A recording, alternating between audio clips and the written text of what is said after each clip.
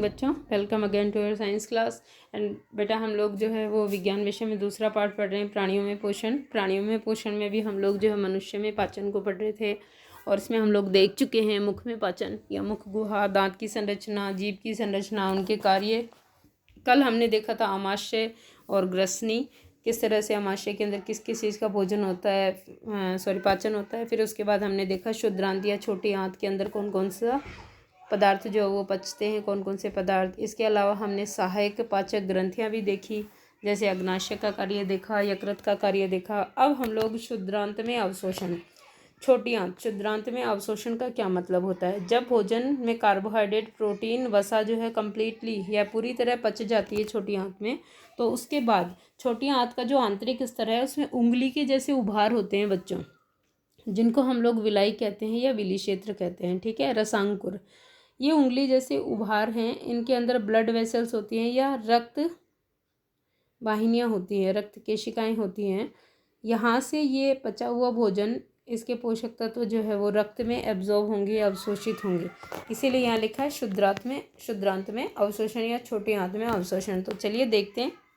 पचा हुआ भोजन अवशोषित होकर शुद्रांत की भित्ति में स्थित रुधिर वाहिकाओं में चला जाता है। समझ गए आप।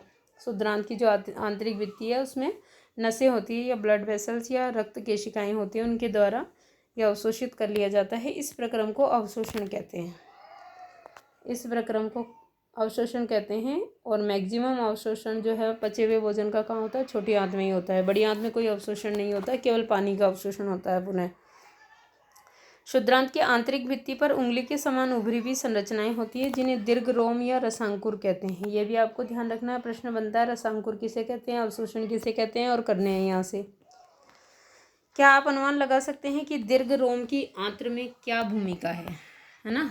क्यों होते हैं दीर्घ रोम। उंगली जैसे उसकी स्किन छोटी आंत की अंदर से वलित क्यों होती है या फूली हुई क्यों होती है। दीर्घ रोम पचे हुए भोजन के अवशोषण हेतु तल क्षेत्र बढ़ा देते हैं, क्योंकि आप जानते हो हमारी जो आंत है उसकी चौड़ाई बहुत अधिक नहीं है, लेकिन ऐसे में ये घुमावदार होकर झालर बना लेती है या दीर्घ रोमों में बदल जाती है, जिसके कारण अवशोषण होने के लिए, पचे हुए भोजन का अवशोषण होने के लिए खूब सारा स्पेस या जगह मिल जाती है। दीर्घ रोम पचे हुए भोजन के अवशोषण हेतु तल क्षेत्र बढ़ा देते हैं। प्रत्येक दीर्घ रोम में सूक्ष्म रुधिर वाहिकाओं का जाल रहता है, फैला रहता है। दीर्घ रोम की सतह से पचे हुए भोजन का अवशोषण होता है तथा यह रुधिर वाहिकाओं में चला जाता है। समझ रहे हो आप, रुधिर वाहिकाओं में चला गया, इसका मतलब रक्त में मिल गया, और अब ये रक्त के साथ बहेगा, रक्त के साथ दौड़ेगा और प्रत्येक कोशिका को मिलेगा अपनी शरीर की, और वहाँ पर ये उपयोग में लिया जाएगा एनर्जी के बतौर।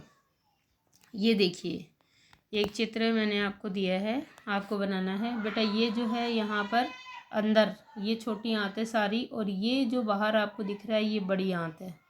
इस बड़ी आंत के अंदर ये जो छोटे से हिस्से में बहुत कॉइल्ड संरचना आपको दिख रही है, वलित संरचना, यही छोटी आंत है। यहीं पर मैक्सिमम कार्बोहाइड्रेट, प्रोटीन और वसा का पाचन होता है, और पचे हुए कार्बोहाइड्रेट, वसा और प्रोटीन का यहीं पर अवशोषण होता है। अब यहाँ से आपने देखा कि अवशोषित पदार्थ जो है वो का स्थानांतरण रुधिर वाहिकाओं द्वारा शरीर के विभिन्न भागों तक हो जाता है, जहाँ उनका उपयोग जटिल पदार्थों को बनाने में किया जाता है। इस प्रक्रम को क्या कहते हैं, स्वांगीकरण। यानी भोजन का पचाना, पचने के बाद अवशोषण, और अवशोषण के बाद जब हम उसको उपयोग में ले लेते हैं तो उसको कहते हैं स्वांगीकरण या यूटिलाइज करना। कोशिकाओं में उपस्थित ग्लूकोज का विघटन ऑक्सीजन की सहायता से कार्बन डाइऑक्साइड एवं जल में हो जाता है। देखिए, अब जो भी ग्लूकोज, कोशिकाओं में उपस्थित ग्लूकोज है ना, क्योंकि मैंने आपको बताया था कार्बोहाइड्रेट सरल चक्रा में टूट जाते हैं जैसे कि ग्लूकोज में, तो इस ग्लूकोज का जो है अब और विघटन होगा कोशिकाओं में जा कर के, क्योंकि ये एक पोषक तत्व है। और ऑक्सीजन की सहायता से जब हम सांस लेते हैं तो ऑक्सीजन की उपस्थिति में ये कार्बन डाइऑक्साइड एवं जल में बदल जाता है। अब ये दो अपशिष्ट पदार्थ बन गए भोजन पाचन के हमारे अंदर, कार्बन डाइऑक्साइड और जल। तो कार्बन डाइऑक्साइड तो जो रुधिर है या रक्त है उसके द्वारा लाकर फेफड़ों में छोड़ दी जाती है, वहाँ से निकल जाती है, और जो जल है वो किडनी के द्वारा छान करके जो अपशिष्ट है कुछ, वो तो यूरिन के माध्यम से बाहर निकाल दिया जाता है, और उसके अलावा बाकी जगह काम में आ जाता है बॉडी में, और ऊर्जा मुक्त होती है इसमें, वही ऊर्जा हम लोग काम में लेते हैं। भोजन का वह भाग जिसका पाचन नहीं हो पाता अथवा अवशोषण नहीं होता। अब बेटा 100% भोजन नहीं पचता है, कुछ भाग बच जाता है, तो जिसका पाचन और अवशोषण नहीं हो पाता वो आगे छोटी आंत से सरक कर कहाँ चला जाता है, बृहदांत या बड़ी आंत में चला जाता है। तो बृहदांत्र की देखेंगे हम लोग। बृहदांत्र शुद्रांत की अपेक्षा चौड़ी और छोटी होती है। यह लगभग 1.5 मीटर लंबी होती है, जबकि शुद्रांत तो आपको बताया था लगभग कितनी होती है, 7.5 मीटर लंबी होती है, 7 से 7.5 या 6.5 से 7.5। इसका मुख्य कार्य जल एवं कुछ लवणों का अवशोषण करना है। जो अपचित भोजन है ना, अपचित भोजन से जल को पुनः ये अवशोषण कर लेती है और कुछ लवण भी यहाँ अवशोषित होते हैं। बचा हुआ अपचित पदार्थ मलाशय में चला जाता है। मलाशय क्या है, मलाशय जो है वो बड़ी आंत का अगला भाग है, फूला हुआ थैले के समान, उसमें चला जाता है तथा अर्ध ठोस मल के रूप में रहता है। वहाँ ये वेस्टेज के रूप में रहता है, गंदगी के रूप में। समय समय पर गुदाद्वार द्वारा मल बाहर त्याग दिया जाता है, इसे हम निष्कासन कहते हैं। तो ये थी आपके भोजन पचाने की विधि। भोजन का पाचन कौन कौन से भाग में कहाँ होता है। और यहाँ पर एक क्रिटिकल सिचुएशन दी हुई है, दस्त, कभी कभी डायरिया भी कहते हैं जिसको। कभी कभी आपको जल रूपी पतले मल के बार बार निष्कासन की आवश्यकता होती है, यानी बार बार आपको दस्त लगते हैं। इस स्थिति को दस्त लगना या डायरिया कहते हैं। यह संक्रमण खाद्य विषाक्त अथवा अपच के कारण, या तो आप ज़्यादा खा लेते हो उसके कारण होता है, या पचता नहीं खाया हुआ उसके कारण हो सकता है, या फूड पॉइजनिंग उसके कारण हो सकता है। भारत में विशेषकर बच्चों में यह अति सामान्य स्थिति है। चरम अवस्था में ये घातक भी हो सकता है। देखिए बेटा, डायरिया हो जाता है, कई बार दस्त लग जाते हैं, लेकिन अगर आवश्यकता से अधिक पानी निकल जाता है बॉडी से तो ये खतरनाक स्थिति हो सकती है, इसमें इंसान की जान भी जा सकती है। इसका मुख्य शरीर से जल एवं लवण की अत्यधिक क्षति होना है। इसमें क्या हो जाता है कि पानी निकलता है शरीर से, पानी रूपी दस्त लगते हैं, उसके साथ में लवण भी, सोडियम भी निकल जाता है शरीर से।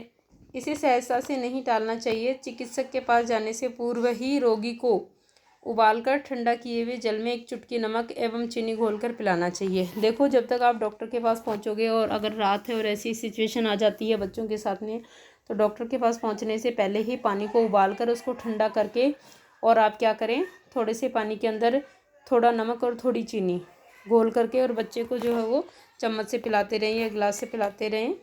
इसे जीवन रक्षक घोल अथवा ORS कहते हैं। ORS पैकेट देता है ना मेडिकल वाला, उसमें यही होता है, कुछ नहीं होता, चीनी और नमक होता है जो हम पानी में घोल कर पिलाते हैं। और ORS हम घर में भी तैयार कर सकते हैं।